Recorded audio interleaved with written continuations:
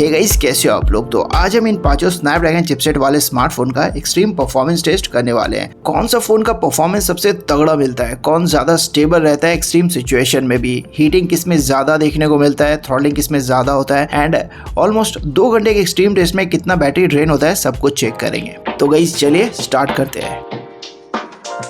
अपने पास है Vivo V50, OnePlus Nord 4, Realme 14 Pro Plus, Realme P3 Pro and iQOO Z9s Pro। Vivo V50 and iQOO Z9s Pro में same chipset मिल जाएगा Snapdragon 7 Gen 3, OnePlus Nord 4 में Snapdragon 7 Plus Gen 3, Realme 14 Pro Plus and Realme P3 Pro में Snapdragon 7s Gen 3। Android 15 based OS run कर रहा है पांचों device में, सबका सॉफ्टवेयर अप टू डेट है। थोड़ी देर पहले, कुछ घंटे पहले ही OnePlus Nord 4 में एक सॉफ्टवेयर अपडेट आया था। बात करो अगर सिक्योरिटी पैच की, तो Vivo V50, OnePlus Nord 4 and iQOO Z9s Pro में फरवरी का सिक्योरिटी पैच मिल जाएगा, Realme P3 Pro में जनवरी का और Realme 14 Pro Plus में दिसंबर का। डिस्प्ले 120 Hz AMOLED मिल रहा है पांचों डिवाइस में, iQOO Z9s Pro में Full HD Plus, बाकी चारों में 1.5 के रेजोल्यूशन वाला। Battery capacity Vivo V50, Realme 14 Pro Plus and Realme P3 Pro में 6000 mAh का है, OnePlus Nord 4 and iQOO Z9s Pro में 5500 mAh का। तो गाइस बैटरी सारे स्मार्टफोन का फुल है। चलिए परफॉर्मेंस मोड ऑन कर देता हूँ।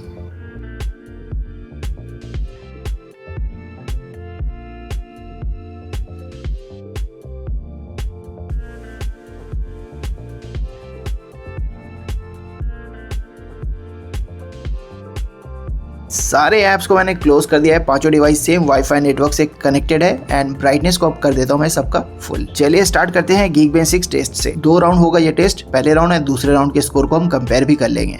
तो गाइस ये रहा पहले राउंड के Geekbench 6 का स्कोर एंड OnePlus Nord 4 का सिंगल या फिर मल्टी कोर का स्कोर सबसे ज्यादा दिख रहा है बाकी चारों से। बाकी चारों स्मार्टफोन का मोरलेस सेम दिख रहा है स्कोर। OnePlus Nord 4 का स्कोर दिख रहा है 1800 के करीब, बाकी चारों स्मार्टफोन का 1100 के करीब।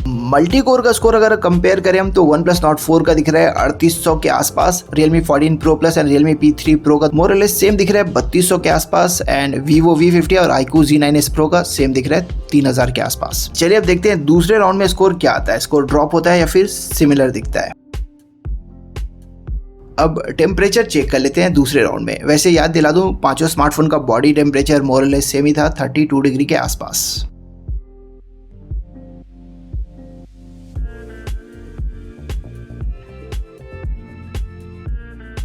तो गाइस दूसरे राउंड का स्कोर भी आ गया है। चलिए पहले राउंड के स्कोर से कंपेयर कर लेते हैं। Vivo V50 का स्कोर मोरलेस सेम ही दिख रहा है, सिंगल कोर का स्कोर 8 पॉइंट्स बढ़ा है एंड मल्टी कोर का 23 पॉइंट्स। OnePlus Nord 4 का स्कोर थोड़ा सा ड्रॉप है, सिंगल कोर का 157 पॉइंट्स ड्रॉप है एंड मल्टी कोर का 88 पॉइंट्स। Realme 14 Pro Plus का सिंगल कोर का स्कोर 18 पॉइंट्स बढ़ा है एंड मल्टी कोर का सेम दिख रहा है। Realme P3 Pro का 9 पॉइंट्स सिंगल कोर का स्कोर बढ़ा है एंड 21 पॉइंट्स स्कोर ड्रॉप है मल्टी कोर का। iQOO Z9s Pro का स्कोर भी सेम दिख रहा है, सिंगल कोर का 15 पॉइंट्स ओनली नीचे गया है और मल्टी कोर का 63 पॉइंट्स ऊपर गया है। Geekbench टेस्ट में पांचों स्मार्टफोन ओवरऑल स्टेबल दिखा। चलिए अब एंड्रॉइड टेस्ट रन करते हैं, अगेन 2 राउंड। बॉडी टेम्परेचर पांचों डिवाइस का 31-32 डिग्री के आसपास था एंड Vivo V50 का टेम्परेचर दिख रहा है 40 डिग्री के आसपास। OnePlus Nord 4 का थोड़ा सा ज्यादा है, मोरलेस सेम बोल सकते हो, 41 degree. Realme 14 Pro Plus 39 degree के आसपास दिखा। Realme P3 Pro 40 degree again and iQOO Z9s Pro 39 degree. तो गाइस ये आ गया पहले राउंड का AnTuTu स्कोर एंड अगर हम स्कोर को कंपेयर करें तो OnePlus Nord 4 का सबसे ज्यादा दिख रहा है, ऑलमोस्ट 11,48,000। दूसरे नंबर पे Realme 14 Pro Plus 8,30,000, Realme P3 Pro 8,26,000, iQOO Z9s Pro 8,15,000 के आसपास और Vivo V50 7,93,000, almost 8 lakh. CPU score सबसे ज्यादा दिख रहा है Realme P3 Pro का 2,78,000, Realme 14 Pro Plus का 2,76,000, iQOO Z9s Pro का 2,70,000, Vivo V50 2,59,000 और सबसे कम OnePlus Nord 4 का दिख रहा है CPU score 2,35,000। Wow. But GPU score सबसे ज्यादा दिख रहा है OnePlus Nord 4 का एंड बाकी चारों से ऑलमोस्ट डबल दिख रहा है, 4,74,000। दूसरे नंबर पे iQOO Z9s Pro का स्कोर दिख रहा है 2,62,000 एंड Vivo का दिख रहा है 2,59,000। Realme P3 Pro का दिख रहा है 1,98,000 और Realme 14 Pro Plus का 1,97,000। मोरलेस। बॉडी टेम्परेचर हमने चेक कर लिया, चलिए सीपीयू टेम्परेचर चेक करते हैं। स्नैपड्रैगन चिपसेट वाले स्मार्टफोन का सीपीयू टेम्परेचर मीडियाटेक चिपसेट वाले स्मार्टफोन से अगर कंपेयर करो तो थोड़ा कम दिखता है एंड काफी स्टेबल दिखता है। एंड ये पांचों भी काफी स्टेबल दिख रहा है और 50 डिग्री से नीचे दिख रहा है। मीडियाटेक चिप वाले स्मार्टफोन का जो टेम्परेचर होता है ना, सीपीयू टेम्परेचर बहुत ज्यादा फ्लक्चुएट करता है। चलिए बैटरी चेक कर लेते हैं। Vivo V50 ने 3% बैटरी ड्रॉप किया अभी तक। OnePlus Nord 4 ने 7% ड्रॉप कर दिया, 93 पे दिख रहा है। Realme 14 Pro Plus भी 93 पे दिख रहा है, 7 ड्रॉप किया है। P3 Pro में भी 7% ड्रॉप हुआ है अभी तक एंड iQOO Z9s Pro में 3% ड्रॉप हुआ है, 97 पे दिख रहा है। अब guys android test round 2। Guys अगर आपको ऐसे कंटेंट देखने में मजा आता है और फ्यूचर में भी आप ऐसे वीडियोस देखते रहना चाहते हो तो प्लीज चैनल को सब्सक्राइब करके सपोर्ट करना मत भूलना।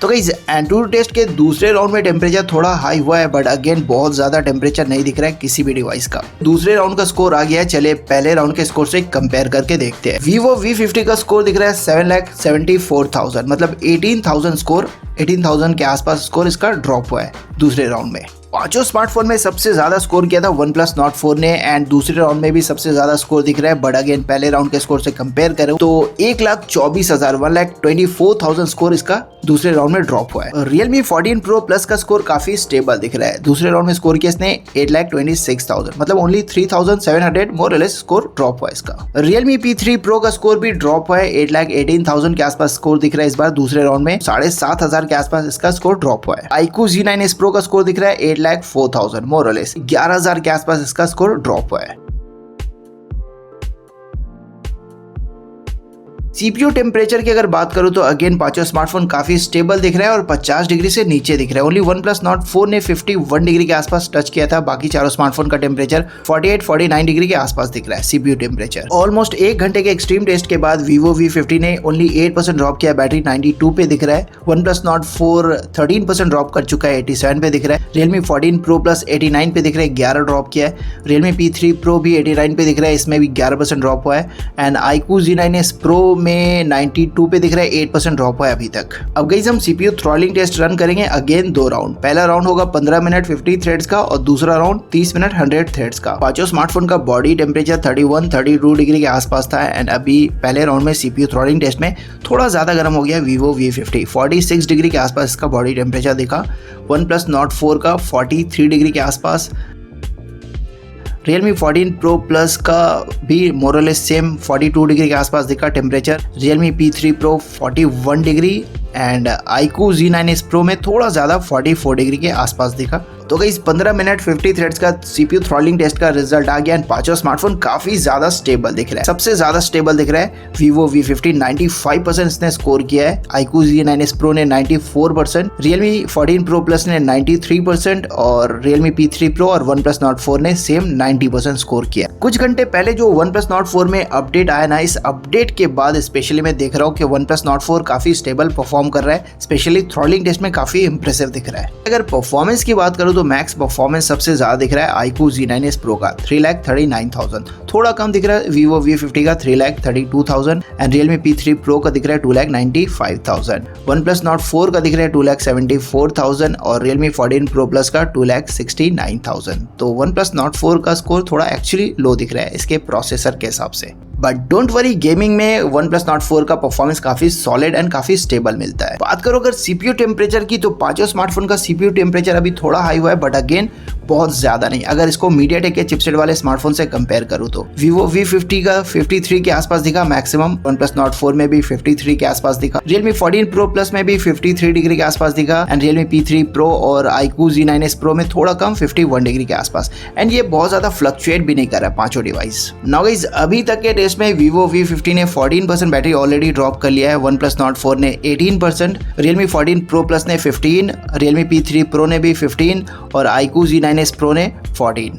अब चलिए सीपीयू थ्रॉटलिंग टेस्ट के दूसरे राउंड में देखते हैं क्या होता है 30 मिनट 100 थ्रेड्स का।